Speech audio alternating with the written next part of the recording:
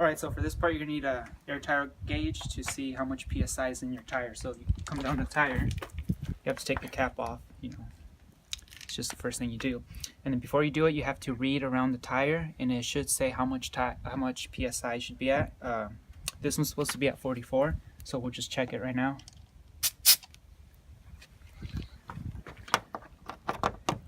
So as you can see, it's good. Doesn't need air.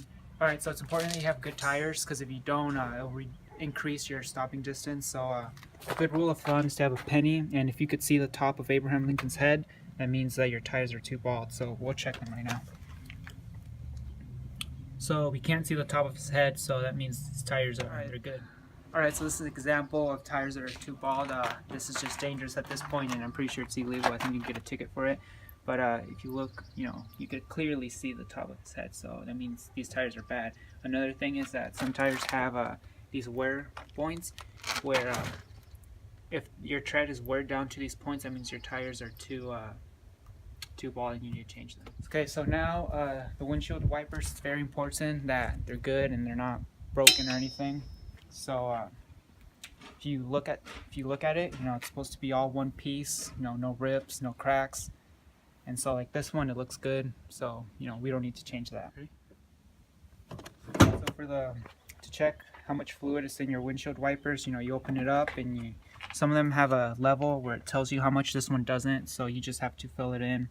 So it looks kind of dry, but if you look down the hole, you could see that there's some in there, so it doesn't need any more. So if you're driving and you have to press the pedal in too far, or if you're pumping the brakes and it feels like there's air, you'll need to check your master cylinder to make sure there's fluid in there. So now we're going to check the master cylinder. This is the master cylinder. It's basically, you open it up and you have to make sure it's full of fluid, because if it's not, you won't have any brakes, and you could cause an accident. Alright, so if you're driving and you have a squeaky noise every time you turn the steering wheel, or if the steering wheel's a little harder than normal, you got to make sure you check your power steering fluid, because most likely you'll need more fluid. So now we're going to check the power steering. So it's that right there. Just open it up, and we could see there's plenty of fluid in there. So that's good, because if it doesn't have any, you'll end up breaking your power steering. Alright, so this part you're going to need a paper towel or a cloth, your choice.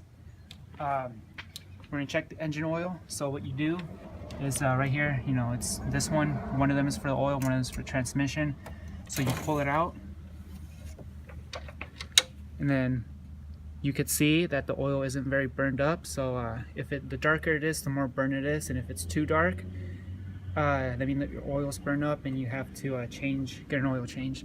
So here we could see it's under the line, so that means it's perfect. If it's over this line, the second line right here, that dot, that means there's too much oil.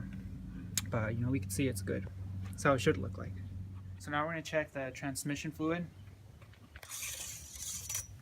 So there's two settings. There's hot and then there's cold. So there you can see hot and cold. So right now the engine is cold, so it's supposed to be right at that line right there, the little hole, and so that's how it should look like. If it's hot, it should be up here.